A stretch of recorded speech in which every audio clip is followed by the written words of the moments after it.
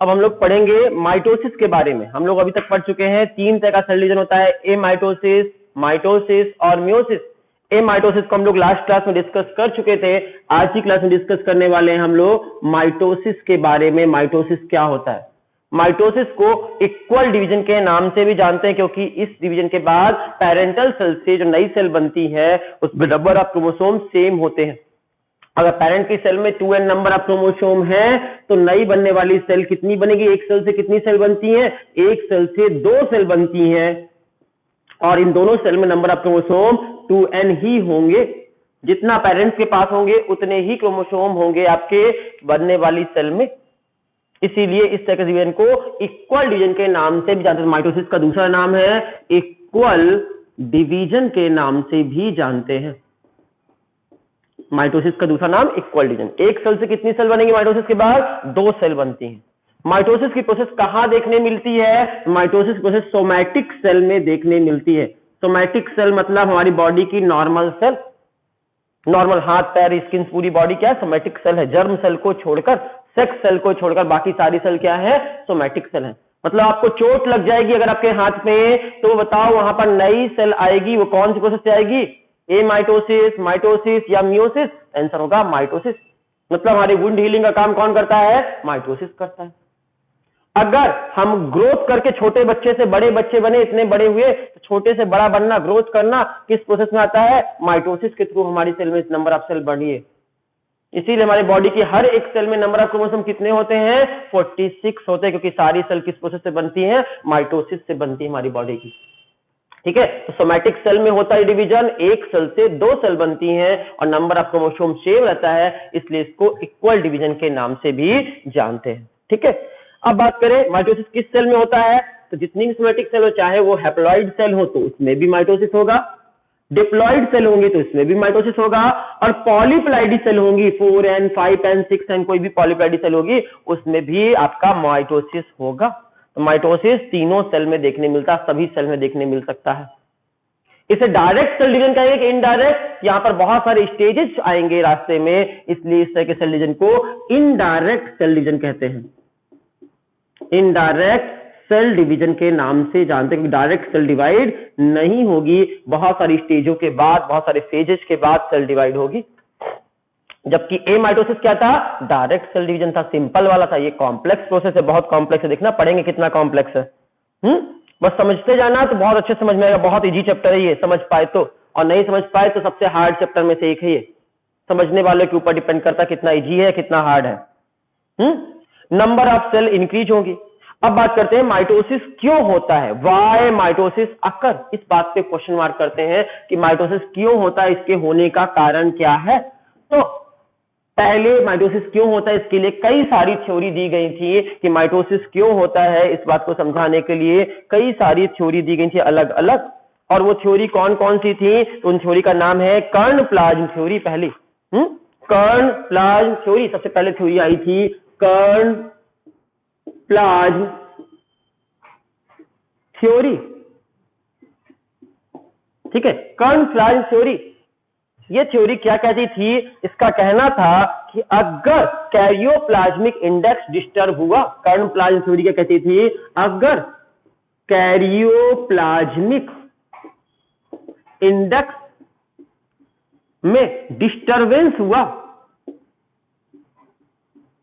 अगर karyoplasmic index में disturbance हुआ तो इस डिस्टरबेंस की वजह से सेल डिवीजन होगा। तो सेल डिवीजन क्यों होता है? Due to disturbance of karyoplasmic index. इतनी सिंपल सी लाइन कहता है। कर्ण प्लाज्म थ्योरी क्या कहती है? सेल डिवीजन क्यों होगा? Due to disturbance in karyoplasmic index. Karyoplasmic index को शॉर्टकट में KI लिखते हैं। KI में डिस्टरबेंस होगा तो आपका क्या हो जाएगा? KI में डिस्टरबेंस की वजह से, KI में अगर डिस्टरबेंस हुआ तो आपका क्या हो जाएगा? KI में डिस्टरबेंस की वजह से आपका क्या हो जाएगा? सेल डिवीजन हो जाएगा। तो सेल डिवीजन का मेन कारण क्या है? कर्ण प्लाज्म थ्योरी कहती है कैरियोप्लाज्मिक इंडेक्स में डिस्टरबेंस होने की वजह से, कैरियोप्लाज्मिक इंडेक्स में डिस्टरबेंस होने की वजह से आपका क्या होगा? सेल डिवाइड करती है। फॉर्मूला से दिखा है, KI का फॉर्मूला लिख दिया, KI is equal to volume of nucleus divided by volume of cytoplasm. Volume of nucleus divided by volume of cytoplasm. तो ये एक फॉर्मूला दे दिया, volume of nucleus divided by volume of cytoplasm, जिसको कहते हैं कैरियोप्लाज्मिक इंडेक्स। आपसे कोई पूछे कैरियोप्लाज्मिक इंडेक्स क्या है, न्यूक्लियस के अंदर का वॉल्यूम और साइटोप्लाज्म के वॉल्यूम को एक दूसरे से डिवाइड कर देंगे तो आ जाएगा आपका KI। देखो ये सेल है, अगर सेल के अंदर ये न्यूक्लियस है अगर, तो यहां पर कुछ वॉल्यूम भरा हुआ होगा, इस वॉल्यूम को कौन सा वॉल्यूम कहेंगे, वॉल्यूम ऑफ सेल, सेल का वॉल्यूम है। और इसके अंदर कुछ ना कुछ भरा हुआ होगा, इस वॉल्यूम को क्या कहेंगे, वॉल्यूम ऑफ न्यूक्लियस। तो न्यूक्लियस का वॉल्यूम इसको Vn से दिखाएंगे और पूरी सेल के वॉल्यूम को कहते हैं Vc, और Vc में Vn को माइनस कर देंगे तो आ जाएगा Vc minus Vn equal to आ गया साइटोप्लाज्म का वॉल्यूम। साइटोप्लाज्म का वॉल्यूम कैसे निकालते हैं, पूरी सेल का वॉल्यूम में से न्यूक्लियस का वॉल्यूम कम कर देंगे तो साइटोप्लाज्म का वॉल्यूम आ जाएगा। तो फॉर्मूला क्या बन गया, KI equal to Vn divided by Vc minus Vn, ये फॉर्मूला बन गया।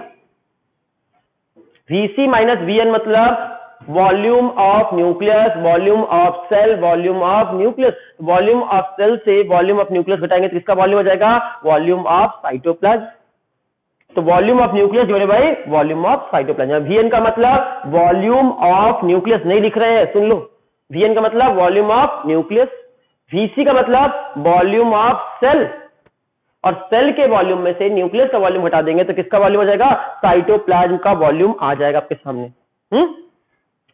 अब जितना ज्यादा साइटोप्लाज्म होगा किसी सेल के अंदर, जितनी बड़ी सेल होगी उसका KI उतना कम होगा। तो बड़ी सेल का KI कम होता है, कैरियोप्लाज्मिक इंडेक्स कम होगा किसका, लार्ज सेल का। तो अगर हम बात करें लार्ज सेल की, तो लार्ज सेल का KI क्या होगा, कम होगा कि ज्यादा होगा, लेस होगा।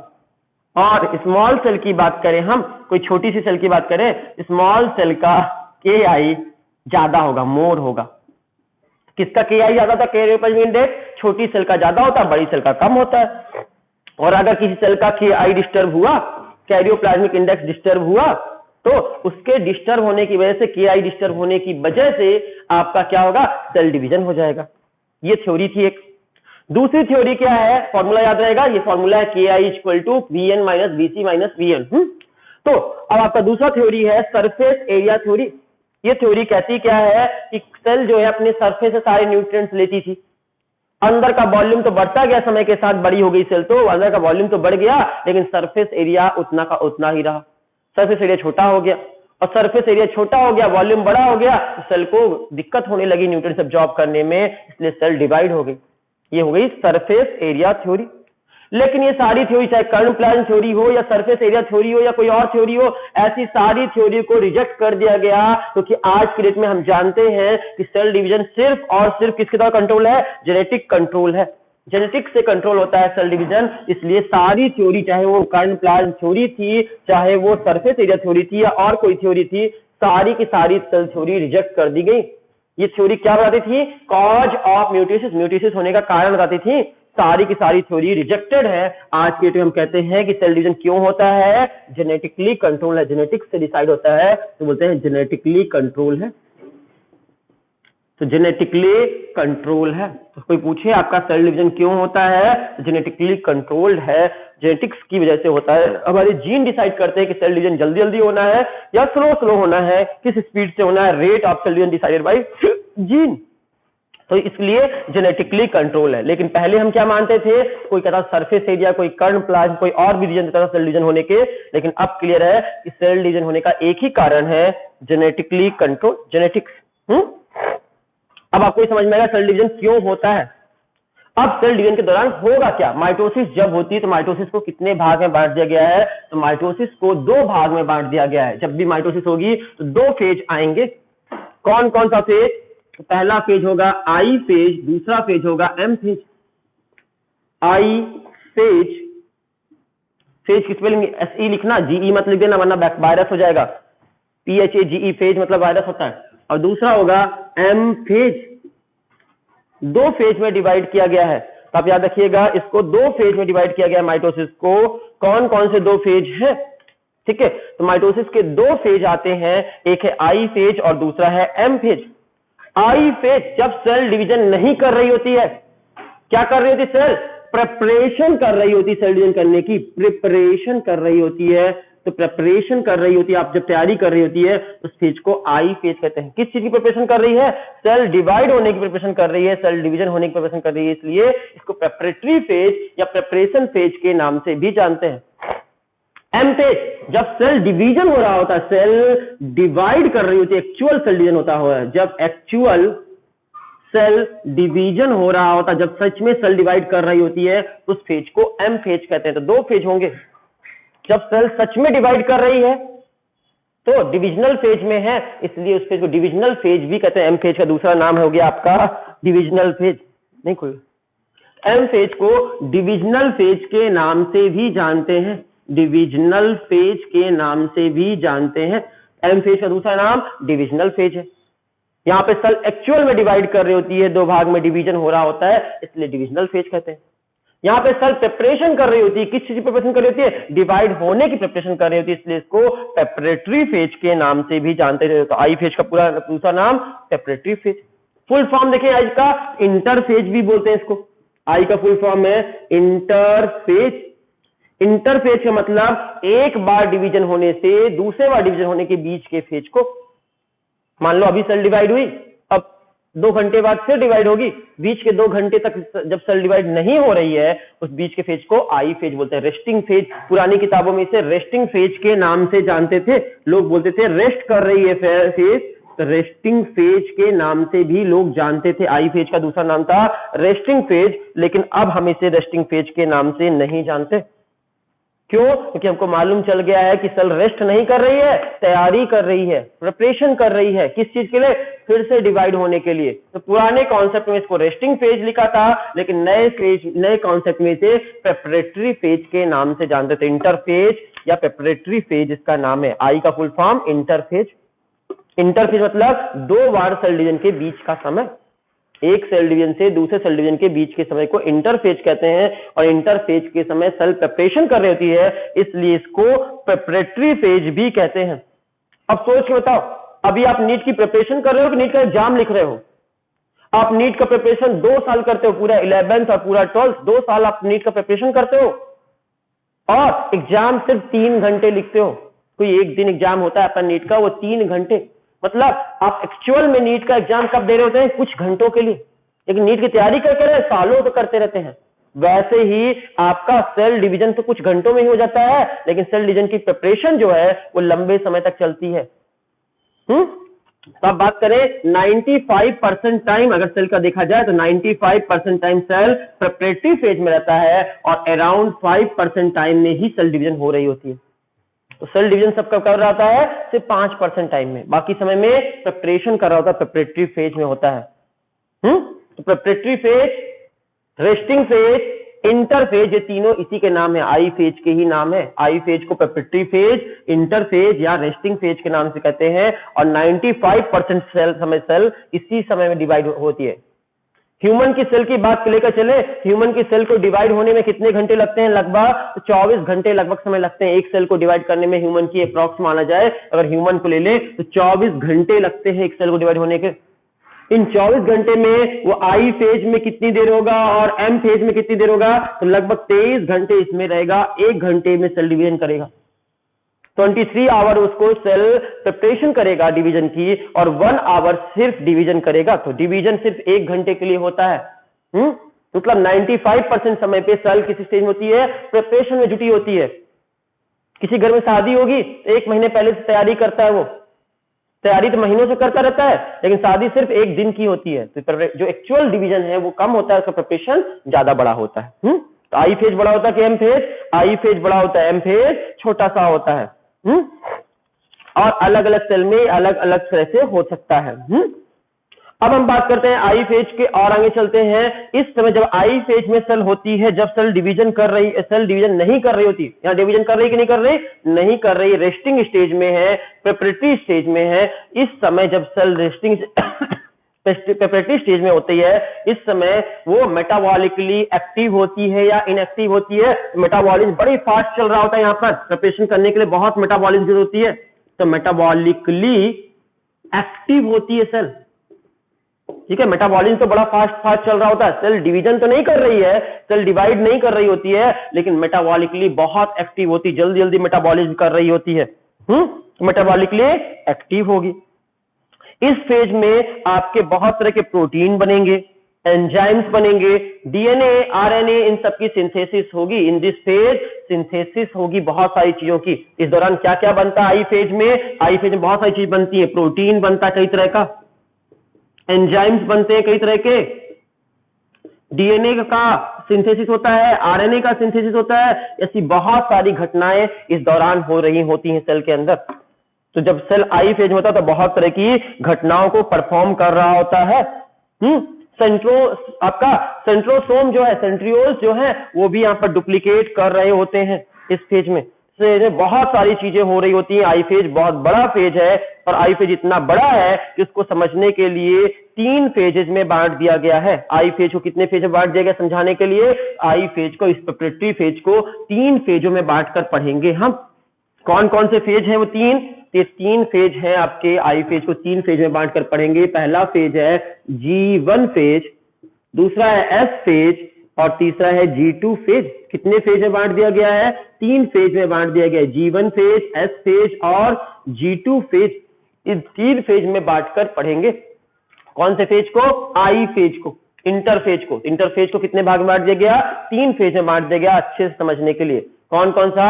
G1, S और G2। Growth 1 phase, synthesis phase और ग्रोथ 2 फेज, या gap 2 phase. Gap 1 phase, S phase और गैप 2 फेज। गैप 1 या गैप 2, सो गैप 1 पढ़ेंगे, इसको गैप 2 पढ़ेंगे। कुछ किताबों में ग्रोथ भी लिखता है, लेकिन मेन आपके एनसीईआरटी ने जो लिखा है गैप 1 गैप 2, इसलिए गैप 1 गैप 2 अच्छे से याद रखिएगा। अगर दोनों ऑप्शन दे गैप और ग्रोथ, तो गैप वर्ड सही है। गैप 1 फेज, गैप 2 फेज, और बीचों में गैप 1 और गैप 2 के बीच में एक फेज आता है, उसको कहते हैं एस फेज। और इन तीनों फेज को एक साथ क्या कहते हैं? आई फेज के नाम से जानते हैं। तो G1 फेज, S फेज और G2 फेज को एक साथ आई फेज कहते हैं। सेल डिवाइड कर रही होती है इस समय कि नहीं कर रही होती? नहीं कर रही थी, नॉन डिविजनल फेज है ये, सेल डिवाइड नहीं कर रही है। सेल डिवाइड कब करती है? जब वो एम फेज में जाती है। एक्चुअल सेल डिवीजन यहां होता है। तो मैक्सिमम टाइम सेल किस स्टेज में रहेगी? आपके आई फेज में, थोड़ी देर के लिए एम फेज में जाएगी। अब हम बात करते हैं जितने भी आपके ग्रोथ होती है कहां पर होगी? यहीं पर ग्रोथ होती है, इसलिए जीवन को ग्रोथ फेज भी कह सकते हो, क्योंकि यहाँ पर बहुत तरह की ग्रोथ होती है, बहुत तरह के सेल ऑर्गेनल्स बन रहे होते हैं। Mitochondria, chloroplast, lysosome, ribosome, endoplasmic reticulum, Golgi बैक्टीरियोस, इन सब कहां बन रहे होते हैं? इन सब में बन रहे होते हैं। तो इस सब में स्टेज में बहुत सारी की ग्रोथ हो रही होती है, इसलिए इसे ग्रोथ फेज भी बोलते हैं। एम फेज की बात करेंगे। एम फेज बहुत ही छोटा सा फेज होता है, यहां पर सेल सीधे डिवाइड कर रही होती है, और एम फेज को समझाने के लिए एम फेज को कई सारे फेज में फिर बांट दिया गया है। इसको कौन कौन से फेज में बांट दिया गया है? प्रोफेज,